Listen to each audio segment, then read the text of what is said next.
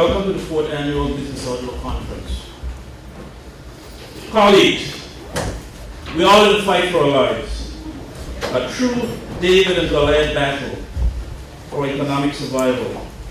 The global economy which emerged post-2008 is not only fiercely competitive and highly regulated, it is one where entrepreneurial zeal, coupled with a supporting skill set, are must-have elements for economic success today and in the future. Another key requirement for success is critical thinking, which is vital to the generation of cutting-edge ideas to drive growth, whether it's business or it's economic growth. Survival today means having a new toolbox. With these elements and with others, whether we are operating in the public sector space or in the private sector space, this new abnormal, as is being referred to by some economists and global thinkers, is shaping up to be a definitive game changer. One that will be nothing less than brutal on microeconomies such as the BVI, Bermuda, and Gibraltar. I just added that. Survival today means formulating a long-term economic strategy and literally the daily management of that strategy to avoid becoming roadkill in the global economy and the global marketplace. Survival today is about relevance, regardless of the size of the country, the business, or the market segment. Become irrelevant to your customers, and you will join the dinosaurs overnight. Anyone in the dinosaur business in your hand? For the BVI, this new world order comes at a time when global competition, as I said, is fierce for primary services in the global marketplace for tourism and financial services. In the case of financial services, 2013 witnessed intense pressure being brought to bear on the BVI by some of the leading developed countries, especially in Europe, reflecting their own national concerns about tax evasion, tax avoidance, and transparency, as those economies continue to experience sustained or near zero growth. They have to blame somebody. And we people living in these islands tend to look like we're doing quite well. Their global push was advanced by the data leak just prior to the G8 summit last year, which focused an intense global spotlight on the BVI, portraying this jurisdiction as an offshore tax haven. In the area of tourism, the BVI has been blessed with perhaps some of the greatest God-given fundamentals.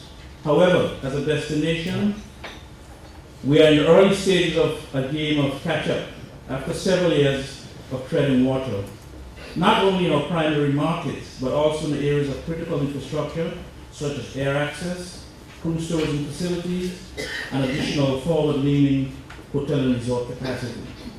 Such capacity is critical to the destination in attracting the new money, millennial crowd, or the indie traveler, if you wish.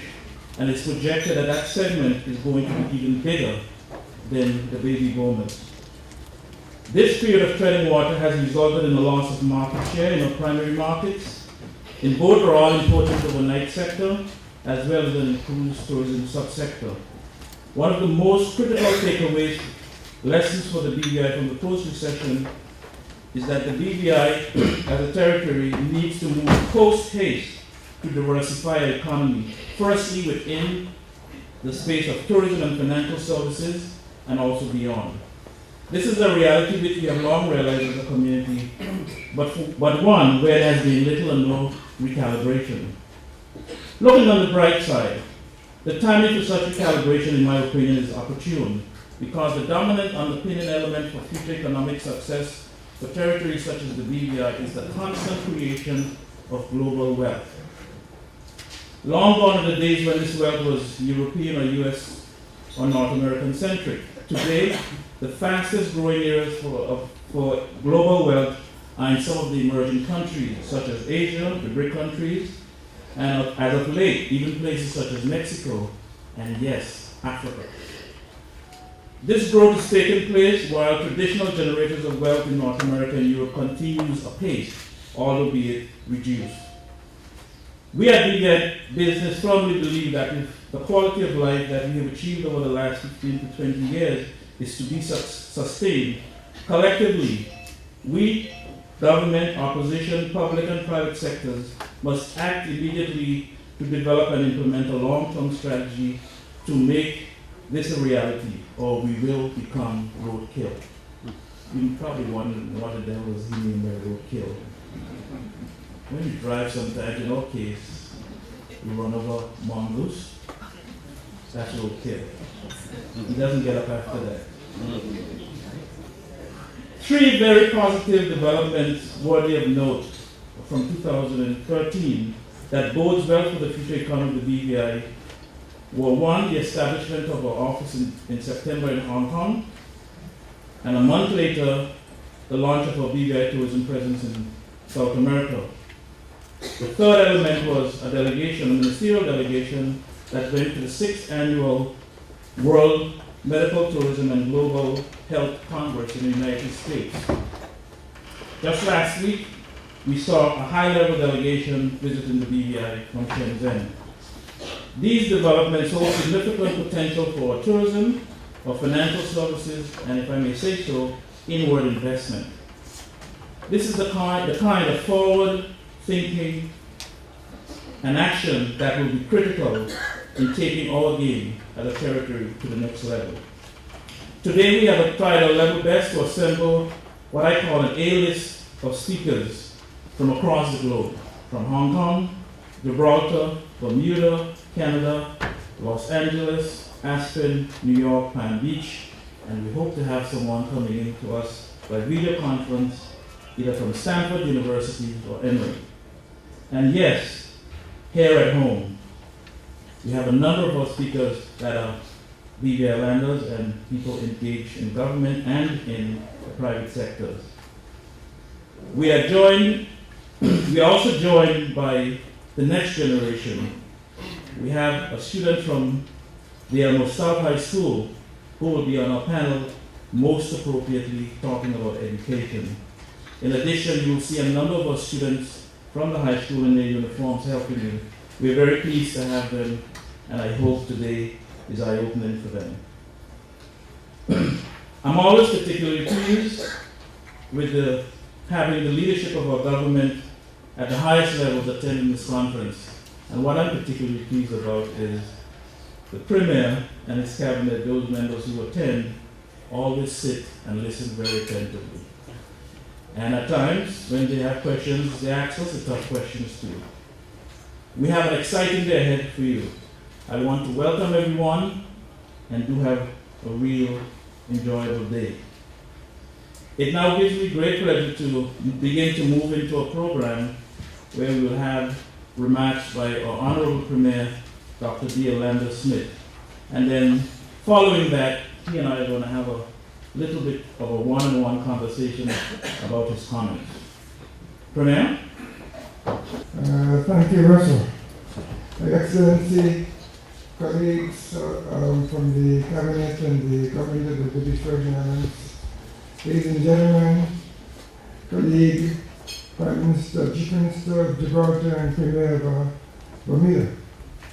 Thank you very much for attending. First of all, let me say to Russell that myself and my fellow ministers come and listen very attentively because we recognize that the growth of the BVI, the ideas must come from the private sector. And we have all these people in the private sector here come up with ideas, so we listen and we wait to see what develops from them. So there's another opportunity to do so. Mr. Chairman, business men and women, ladies and gentlemen, good morning. Mr. Chairman, I am glad, pleased, and proud to be here. I'm glad that before I spend the next 12 hours or so in Standing Finance Committee session, I had the opportunity to be reminded of what a beautiful country we live in, and why it is important that my colleague and I must be diligent in our current budgetary appropriations. I'm once again pleased to be addressing such a large audience in what has become the creme of seminars and conferences in the BVI. I'm always proud to speak at this conference, but I'm especially proud on this fourth occasion at this annual conference.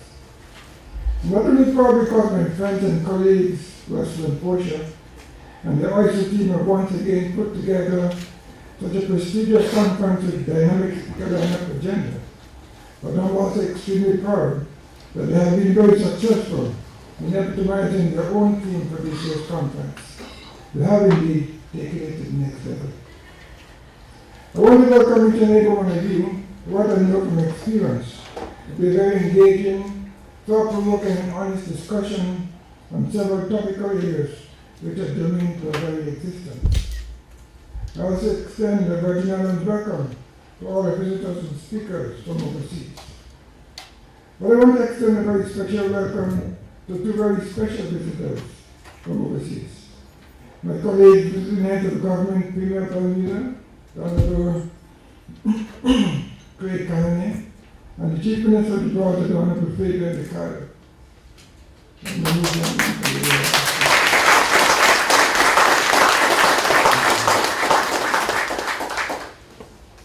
I'm not these gentlemen from the Dubai now, and they're not backward.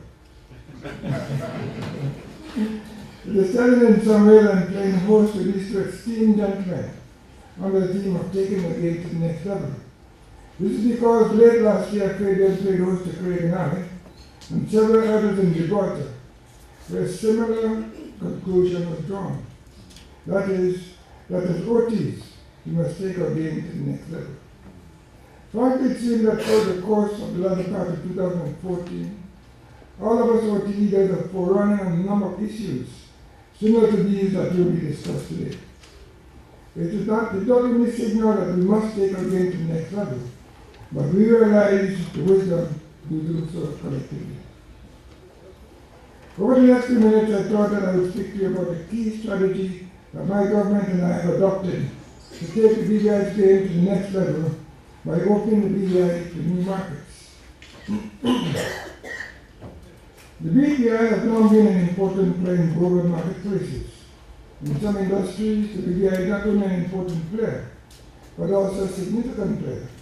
For example, BVI's preeminence globally in financial services, business and company formation, in particular, is undisputed. Equally, BVI's preeminence as a high-end tourism destination is hardly matched by many others. Our standing in the tourism industry is a result of our unparalleled natural beauty and pristine sailing waters and environment, as well as the signature high-end properties that are charmingly Caribbean. But increasingly, the world is becoming more and more competitive, and perhaps this is no more evident than within those two twin pillars. The competitiveness is not only regional, but also global. We are a little nation among giants, operated in places that are common for these giants and foreign to us. And as such, we have to position ourselves to maintain a competitive advantage in the spaces in which we currently operate. More importantly, we need to open ourselves to new markets and new industries in order to improve on what and who we are and what we offer as a country. So how are we opening BVI to new markets? Primarily, we are strategically positioning ourselves to become more of a global brand. And we are doing this across different geographic regions.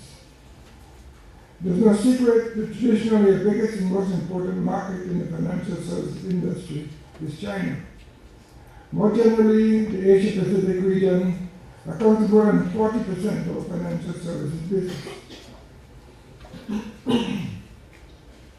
Over the past several years, there has been phenomenal growth in China and in some of other Asia-Pacific countries. We have witnessed our competitors beating a path to the ancient land, now revered as central to a new world economic order. It is therefore critical that we solidify and reposition ourselves within the Asia-Pacific region. To this end, my government in the middle of last year set up BVI House Asia, strategically located in Hong Kong, the epicenter of business and commerce in Asia. And I'd like at this time to just again thank Mr. Donald Smith for pioneering that office for us in Hong Kong.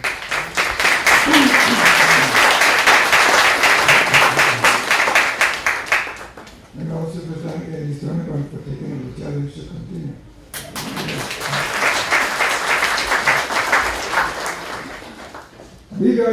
shares a major component of the territory's strategy to expand and deepen the commercial footprint of the financial services sector in this important market. However, the office will also serve effectively as a quasi-diplomatic representation in Asia-Pacific region, improving the territory's voice to government authorities in Asia and promoting BVI business. The office will also improve ties with Asian tourism and other industries. All of these are important for economic development and diversification. Already with the visit to the BVI by the Shenzhen delegation last week, we have begun to see the strategy of deepening our footprint in China crystallize. We have learned that last week the BVI signed 2 MOUs with the Shenzhen region, where we agreed to cooperate in a number of areas, including on economic matters, tourism, yachting, culture, sports, and financial services. Shenzhen is one of the fastest growing and richest cities in China, and as such presents significant opportunities for BVI. For example, much of the modern city of Shenzhen was built using BVI companies to facilitate investments and other financial needs.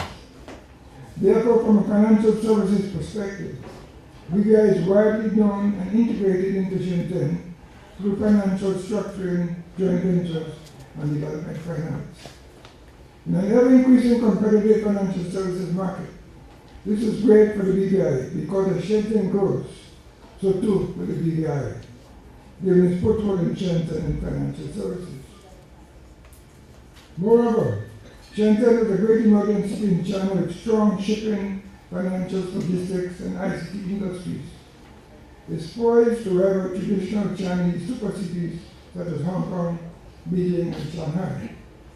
This creates further opportunities for learning and partnership, which will really foster greater industry and economic growth and diversification for the BVI. Secondly, BVI is also strategically positioning itself with Latin America. Although growth in Latin America has cooled, it remains a vast, untapped emerging market that presents opportunities. The BVI primary focus into Latin America too currently is in tourism and financial services. I personally have led a delegation to promote BVI in the Brazilian market, and I've learned that there's a great interest in BVI as a tourism destination for Brazilians.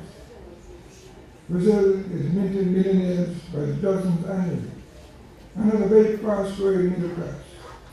That demographic is consistent with the profile of BVI visitors. Brazil's attributes of economic stability and growing wealth lend itself as a natural target for BVI tourism. Equally, those same economic attributes demand a range of financial services products and structures to facilitate wealth planning, commercial structuring, and investment.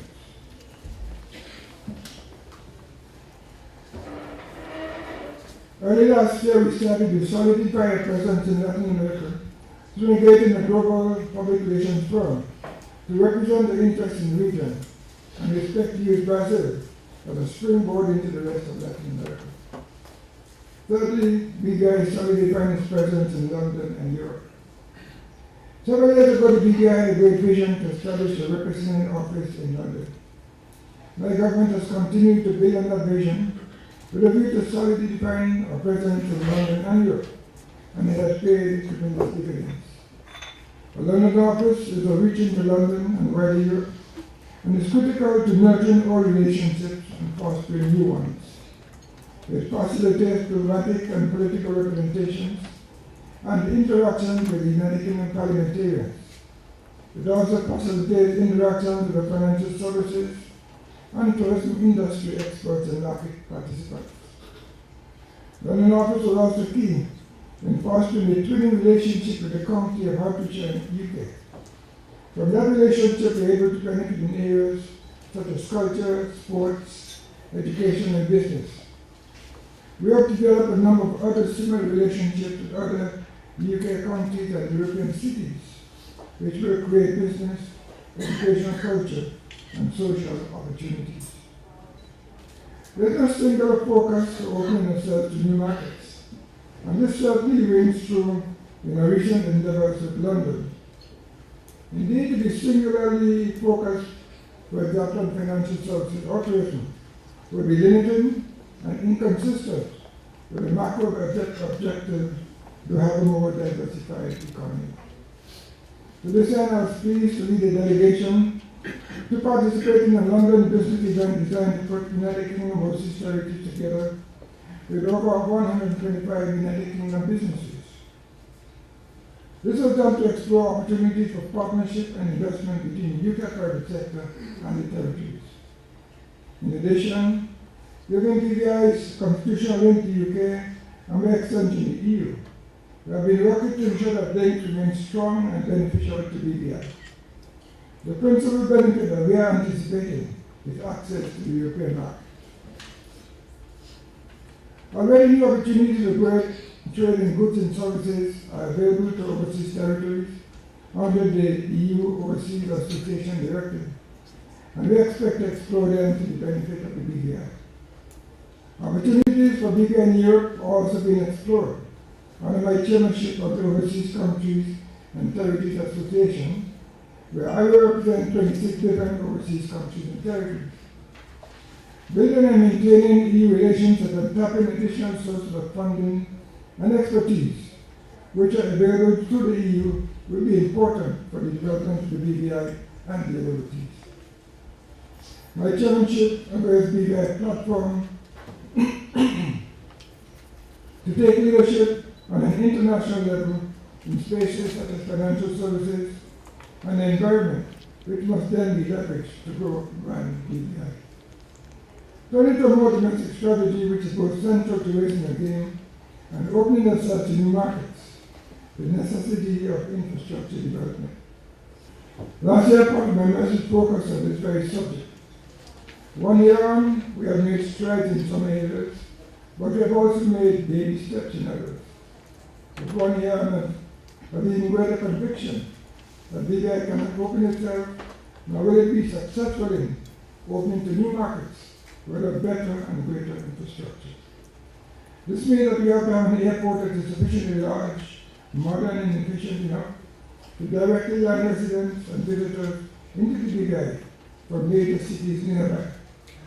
We need to have reliable cost-efficient and timely access to our country, as it is unequivocally necessary for BVI to come and growth, especially in the tourism and financial services sectors. We also must have port facilities, both cruise and ferry, sufficiently large, modern and efficient to properly facilitate the vessels and the passengers. My government wants to ensure that the BVI cruise infrastructure and port facilities, along with the other special attributes, makes us a preeminent port of call, thereby creating positive growth and impact in our tourism economy. This is why we are shortly signing an agreement which will seek guaranteed visitors to the BVI and ultimately facilitate the commencement of work on a new mega-million-dollar cruise pier and landside development.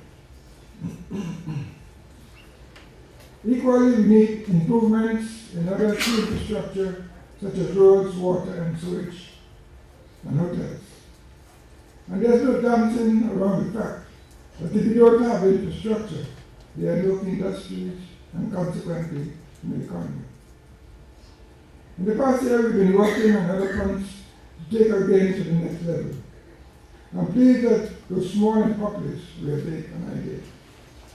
And as such, we continue to roll up initiatives such as becoming a world-class arbitration center. After all, if the world is using our companies, why can't we have them arbitrate disputes when they arise? Already we have made signal success with the commercial court, which in itself has spawned significant growth in the legal industry.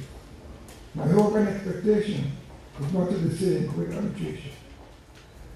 Ladies and gentlemen, you are fully aware of the challenges we have faced in financial services over the past year. During that time, one of my advisors constantly reminded me of the popular saying, never let a good crisis go to waste. Indeed, as leader of this country, those words caused me to examine these challenges and mandate that we set ourselves on the path of determining our best to protect and redefine our industry. That has led me, my team, and some of you from brainstorming sessions in my office, to consultations with the industry, to select deliberations right here in this room, to political and strategic representations at number 10. We haven't found all the answers, but we have found some. But because I believe, as an author once wrote, that our most significant opportunities will be found in times of great difficulty, I am optimistic that we will find others. So today, as I said about reflecting and engaging in various discussions, I want to leave each of you with a challenge. I want each of you to embrace the fact that the BVI that we used to know has fundamentally changed. But more importantly, there are opportunities in those changes. We really need to consider how you will help in taking our game to the next level. Thank you for listening.